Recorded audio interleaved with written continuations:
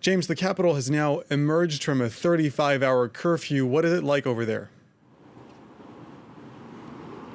Yes, well, in fact, the capital has pretty much returned to its previous state before this curfew. Now, this morning we drove back into Kyiv from the southern city of Oburiv, where we had decided to spend this curfew. Indeed, journalists were not allowed to work in the capital, so we decided it was better for us to be outside. Now, people in Kyiv, of course, have been sitting at home. They were not allowed to leave their flats, or only in order to go to a bomb shelter.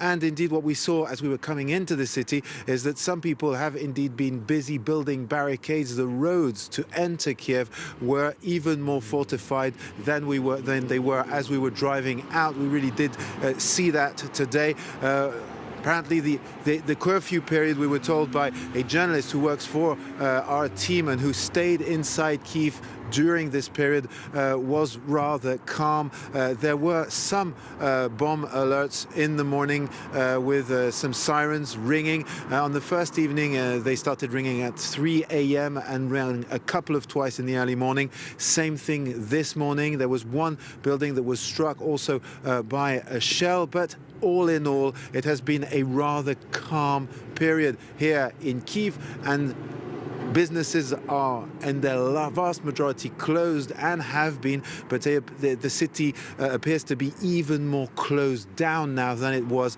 before the curfew. James, you mentioned that you and the rest of your France 24 team had just returned from an area northeast of the capital where you'd spent the curfew. What did you see over there, and what was it like on the roads in between those two areas? Well, actually, what we did today was we were able to go embedded with the Ukrainian army to a front line on the northeastern side of Kyiv, close to the city of Brovary. And what we saw there was a line that had been fortified by the army with bunkers that were dug directly into a hill where they'd installed themselves positions, and also with rocket launchers. Now, these have been playing a very important role. These anti-tank missiles that have been delivered from all over the world, including Western countries. That includes the United States, Britain, Germany also, who have been sending many anti-tank missiles to the Ukrainian army. And this specific spot we were today, we really saw how those anti-tank missiles would be really very profitable for the army in stopping this Russian advance.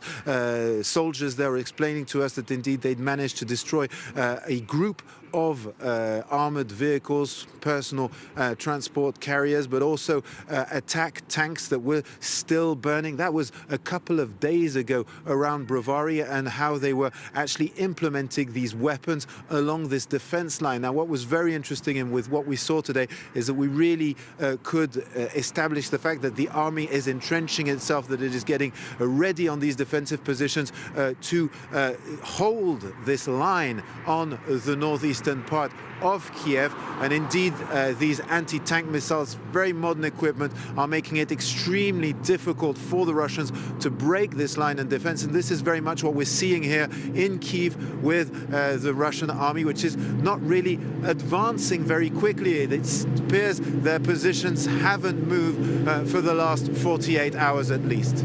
France 24's James Andre with the rest of our team there in the Ukrainian capital.